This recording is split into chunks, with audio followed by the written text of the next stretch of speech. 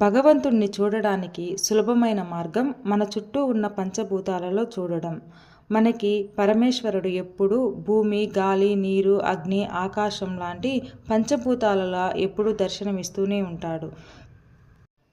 కానీ వీటిలో ఎందుకు పరమేశ్వరుడు ఉన్నాడు, అసలు నిజంగా ఉన్నాడా అనే భ్రమని, సందేహాన్ని తొలగించడానికి పరమేశ్వరుడు ఆ పంచభూతాలలో ఒక్కొక్క లక్షణంతో ఒక్కొక్క శివలింగ రూపంలో ఆవిర్భవించాడు.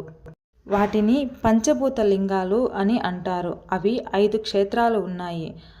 అక్కడ ఇప్పటికీ కొన్ని అద్భుతాలు జరుగుతాయి. అవి ఎందుకు జరుగుతాయి అని పరిశోధకులు కూడా కనుగొనలేకపోయారు. అవి ఏమిటంటే, మొదట పంచభూతాలలో ఒకటైన వాయులింగం గురించి తెలుసుకుందాం.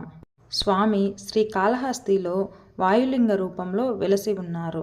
అక్కడ ఒక విచిత్రం జరుగుతుంది. అది ఏమిటంటే, అక్కడ శివలింగంకు దగ్గరగా 5 జ్యోతులు వెలుగుతూ ఉంటాయి. అందులో 2వ జ్యోతి ఎప్పుడూ కదులుతూనే ఉంటుంది.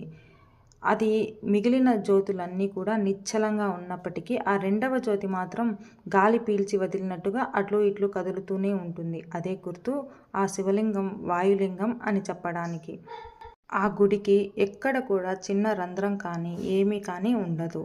అందుకే బ్రిటిష్ వారు కూడా ఈ గాలి అనేది ఎక్కడి నుంచి వస్తుంది, మిగిలిన దీపాలన్నీ కదలకుండా ఉంటే ఈ ఒక్క జ్యోతి మాత్రం ఎందుకు కదులుతుంది అని కనుక్కోవడానికి ఆ గర్భగుడిలోకి ఎక్కడి నుంచి కూడా గాలి చొరబడకుండా మొత్తం చుట్టువైపులు మొత్తం బట్టలు దింపిచ్చేసి, అలాగే తలుపులు కూడా మోయించేసి పరీక్ష చేశారు. కానీ ఆ 2వ జ్యోతి మాత్రం కదులుతూనే ఉంది. అప్పుడు వారు ఇది మానవాతీతమైన శక్తి అని నమస్కారం చేసుకుని వెళ్ళిపోయారు. దీనికి ఉపాసకులు చెబుతున్న మాట ఏమిటంటే, అక్కడ ఉన్నది ప్రాణలింగం. ప్రాణలింగానికి ఉచ్ఛ్వాస నిశ్వాసాలు ఉంటాయి.